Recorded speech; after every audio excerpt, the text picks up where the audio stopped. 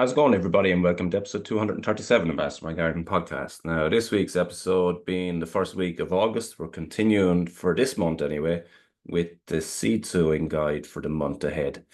And as I said, these ones continue to be really popular. I think it's kind of a reminder for people to get sowing and to continue to sow.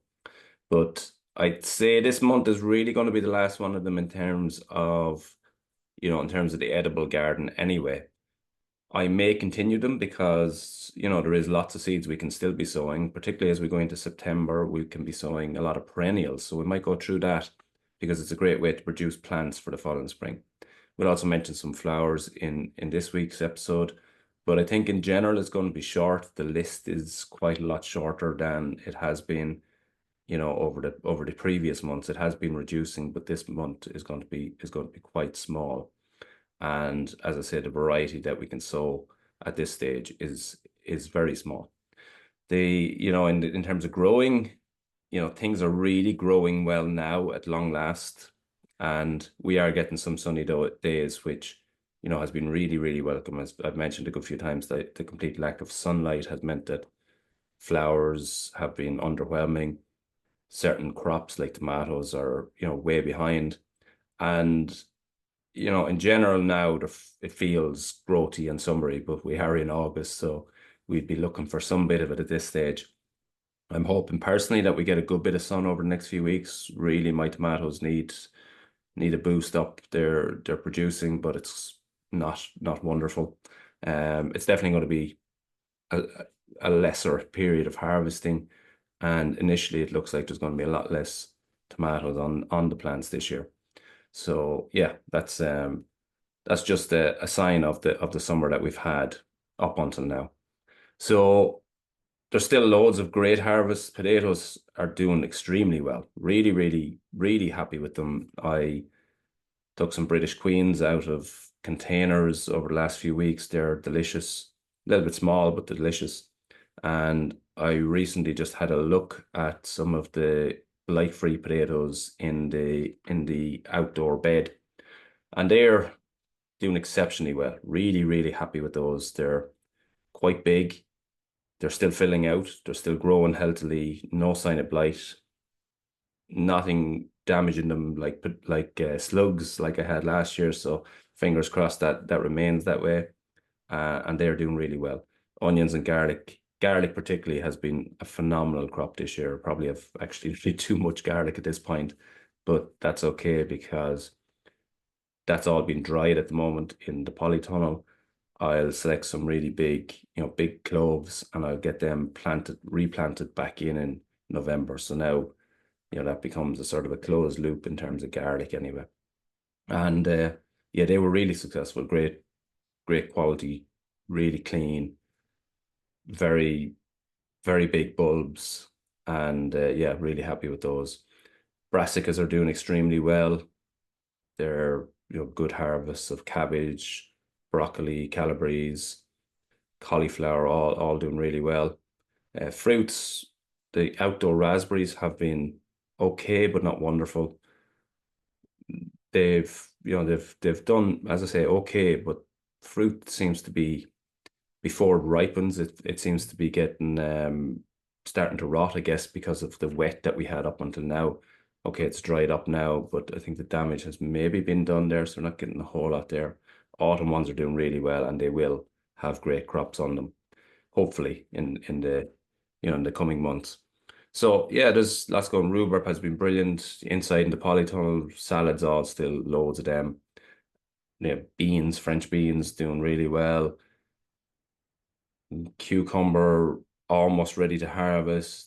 The squash is doing really well. Sweet corn is growing really well now, and all of those things they're at really late. Like they're kicking off now, but you'd expect them to be a lot further on at this stage of the year. But hopefully, if we good August, good September, we're still going to get good crops out of all of those.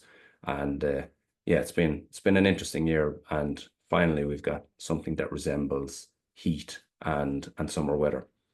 So to go through the list of what we can actually sow, as I said, it's not going to take long. It's a small list, a short list, but I know that it is useful to people. every month to kind of get an indication of what they can and should be sowing for the month ahead. And yeah, the usual suspects are on it, the ones that are continue to be there. So we're looking at, the ones that we sow successionally, the likes of spring onion, spinach, lettuce, radish. They're there again this month.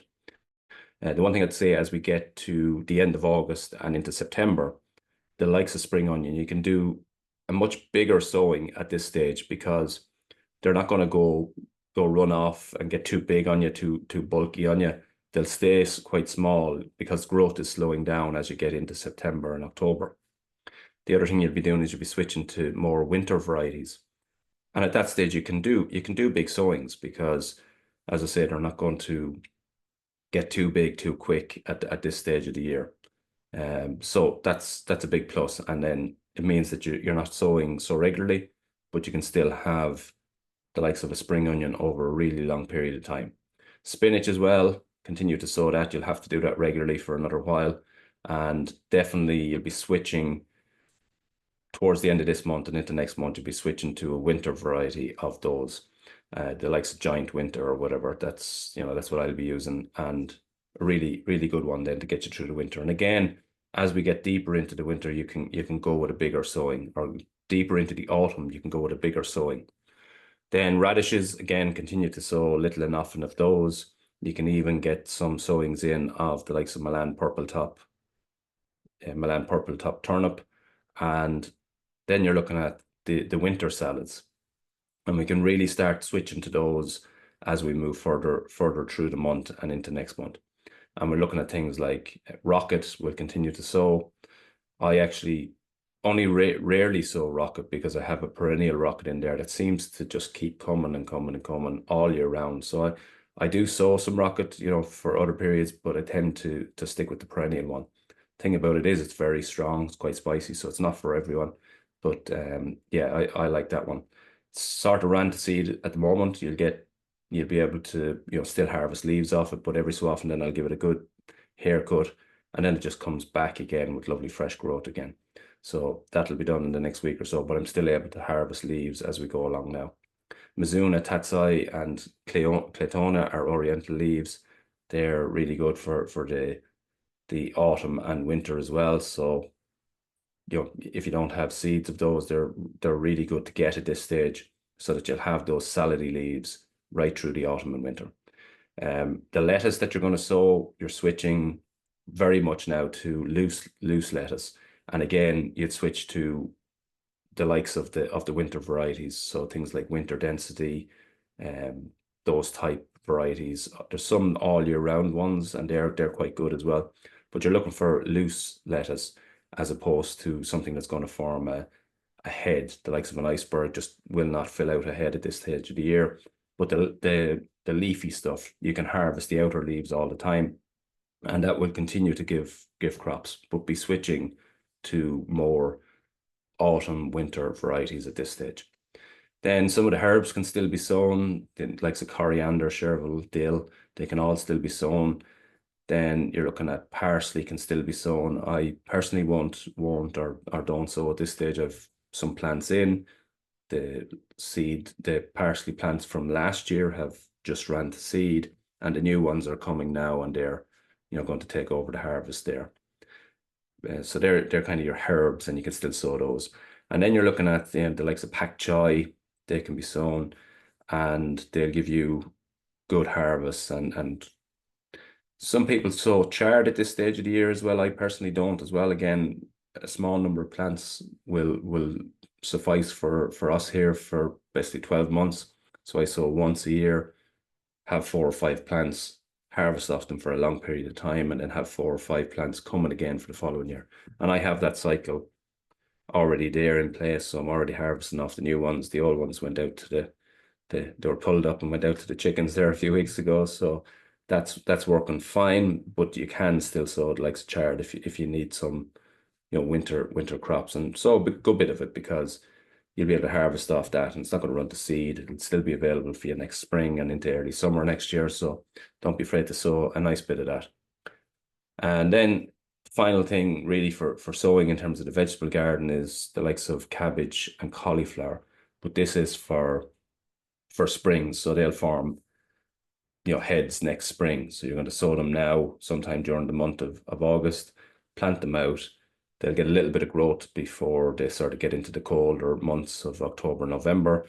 And then come next spring, they'll be the first harvest that you'll have. If you're able to protect them over the winter, that can be the biggest challenge, protecting them from lots of them, things really, pigeons, slugs and snails, that type of thing. So there is caterpillars as well still prevalent. So, all of those, if you can protect them, they'll be the first crops, of brassicas that you'll have sort of late spring, early summer next year, all depending on the weather. So that's kind of the list of seeds. As I said, it's a lot smaller, but still lots of sort of captures or harvests, future harvests that you can be doing by sowing this month. So August then on top of that, so is really a month of harvests, probably in terms of, August, September, late July, August, September. They're kind of the months of the biggest bumper harvest. And, as you'd expect, almost everything is coming in at this stage. And, it really is, it's an enjoyable month in the vegetable garden. It's where you can get, most of your crops. You see the fruits of your earlier labor, and eventually, as I say, we've a bit of sort of summery weather. So, there's good harvests, and I hope most of you are having good harvests at the moment. Things to still watch out for during the month, blight is still prevalent, especially warm and wet weather. Blight is still prevalent. My blight-free potatoes, I'm very happy with them. So they're working a treat. Aphids are still prevalent. Caterpillars, again, I've mentioned it before, but the addition of the wildflower meadow really has helped in relation to caterpillars. So there's so many blue tits in the garden now because of the wildflower meadow, and I'm just not having any issues with caterpillars, touch wood, on brassicas. But keep an eye out for that this month. In terms of, inside, the likes of tomatoes, keep them clean, keep them dry, water them at the base, feed them once a week, really keep driving that healthy growth. And that'll continue to keep your plants clean. Aerate the house as much as possible. So allow air movement through the house. Keep the area clean.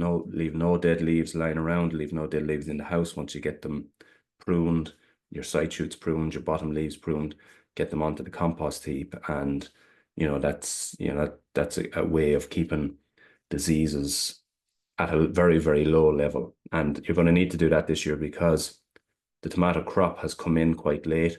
So in order to get sort of a good term of harvest out, you're going to need to do that. So feed regularly, side shoot regularly, remove the leaves, and get them out of your compost heap, and you should be getting good harvests of tomatoes for the next while.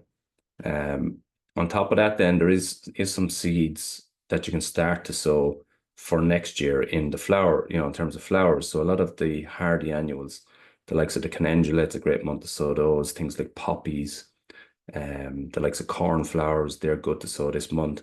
And any of those type seeds, then some of the biennial seeds, they're good to sow this month as well. So you'll sow them now. They'll do their kind of first year's growth this year, and then you'll have flower on them next year. If you sow them next spring, you actually won't get flower on those, in that year. It'll be the following year before you get flowers. So by sort of tricking the plant at this stage, sowing them in the month of August, you get year one growth in this year, and then you get your flower in the following year. And so they're good seeds to be sown this month. Next month there'll be a pretty comprehensive list of perennial seed that we can sow in the early autumn, and they're going to germinate quite well at this stage of the year. They can be sort of potted on then either late autumn, early spring, and then they'll form into really strong flowering plants for next year. So that's we'll cover them on a separate episode, but there's lots that you can be doing there. So as I say, that's more or less this week's episode. It's a very short one, and the list has reduced further. Next month's episode, I will do it, but I'll probably combine it with those perennial ones that we can be sown, so that there is there's more meat to the episode, so to speak. It's just at this time of the year, as I said all along, the May is kind of your peak sowing month. Then you hit June, it's starting to reduce. July reduces quite a lot, and then August really, really tapers off. And by next month, you're talking about just literally a handful of things that you can sow. So, there's still a few bits there, and we will be looking then obviously into the autumn at getting ourselves set up for onion sets, garlic, all those type of things. We'll talk about bulbs again to give you the benefit the following spring. So there's lots that can be done, but this really is a month of harvest rather than a month of sowing. And hopefully you're getting great harvests wherever you are. And don't be afraid to tell me about it. As I said, there's a feature there, fan mail. Just shoot a message. I just figured out this week that I actually can't reply to that on that app. So if you are sending that, just send your email address along with it, and then I'll email you, back if you have any questions, or you just want to say a message of hi. By all means, shoot a fan mail across, include your email on it, and I'll get back to you as soon as possible. And that's been this week's rather short episode of what you can sow in the month of August. Thanks for listening, and until the next time, happy gardening.